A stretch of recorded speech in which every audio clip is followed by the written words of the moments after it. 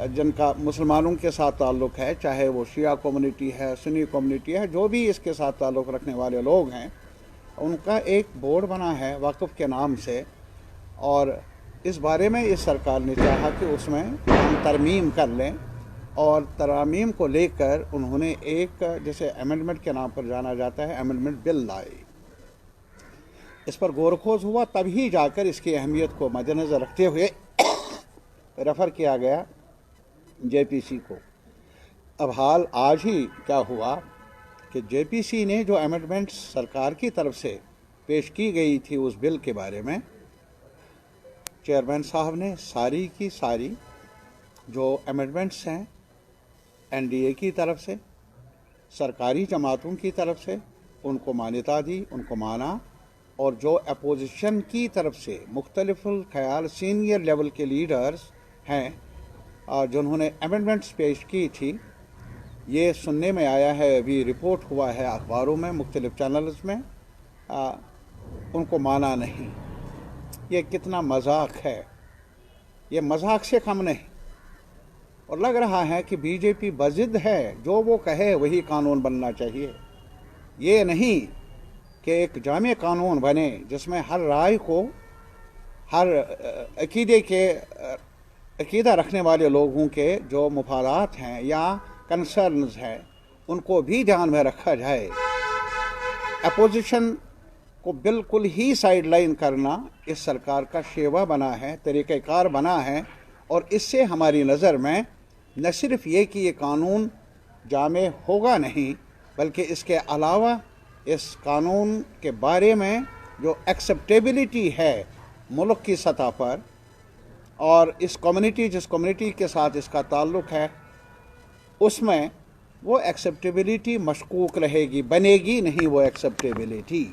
तो लाजमी तौर पर ये कानून जो है इसको ठोंसा जा रहा है, इसको इम्पोज किया जा रहा है।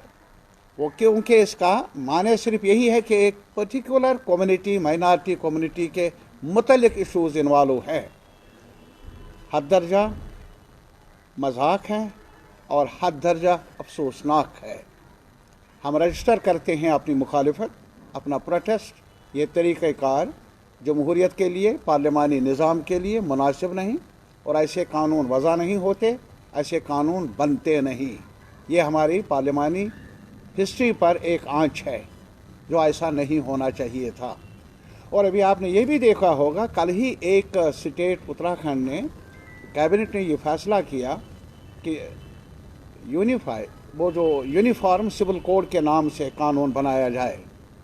अब क्या है, इसके बारे में काफ़ी चर्चा हुआ है, हर सतह पर चर्चा हुई है। और जैसा कि हमें मालूम है, ये लॉ कमीशन ने भी कहा है, 21वें लॉ कमीशन ने भी ये बताया है कि ये मामला जो है ये रियासतों के साथ ताल्लुक़, सिर्फ रियासतों के साथ ताल्लुक़ नहीं, ये स्टेट सब्जेक्ट नहीं है, ये यूनियन लिस्ट में आता है।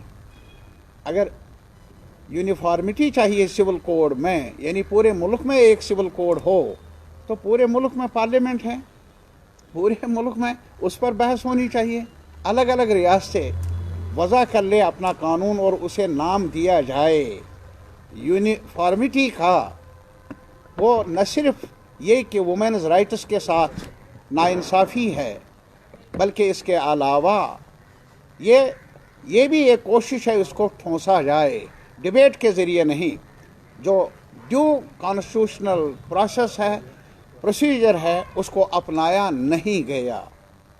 यह हद दर्जा अफसोसनाक है। मैं सिर्फ इतना ही कहूँगा, हम वुमेन्स राइट्स के, जहाँ तक CPM का ताल्लुक़ है, हम जो भी कम्युनिटी है, जिस कम्युनिटी के साथ भी हमारी बहनों का, बेटियों का ताल्लुक़ है, उनके राइट्स के तहफ़्फ़ुज़ के लिए CPM ने हमेशा लड़ाई लड़ी है, जदोजहद की है, और पार्टियों के साथ मिलकर और वुमेन्स ऑर्गेनाइजेशन के साथ मिलकर।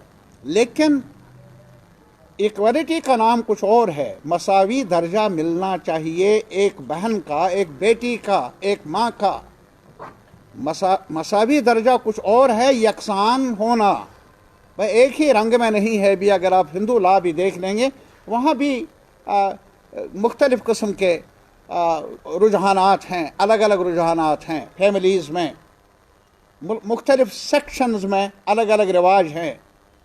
اب جہاں یہ ابھی کہہ رہے ہیں کہ ہم اس کو ایک یونیفارم سول کوڈ کے نام پر ایک ہی سول کوڈ بنائیں گے، بلا ٹرائبل اس کو شامل کیوں نہیں کیا گیا؟ ٹرائبل بھی ایک بڑی کمیونٹی ہے ہمارے ملک میں، ان کے بارے میں کیوں نہیں کہا جاتا؟ اور اگر اس چیز کو باور کیا جائے تو پھر نارتھ ایسٹ میں جو 6 شیڈول ہے اس کو کیا کہیں گے؟ یہ نارتھ ایسٹ میں رہنے والے لوگوں کے لیے کیا پیغام ہے اس جو انہوں نے یہ قانون بنانے کی کوشش کی ہے؟ اب چونکہ مرکز میں نہیں بنتا، اس کے لیے ضروری اکثریت جو ہے شاید موجود نہیں ہے، اور اسی وجہ سے اب اتراکھنڈ سے شروع ہوگا، اور ہمارے بڑے قائدین نے کہا یہ دھیرے دھیرے سبھی ریاستوں پر لاگو ہوگا۔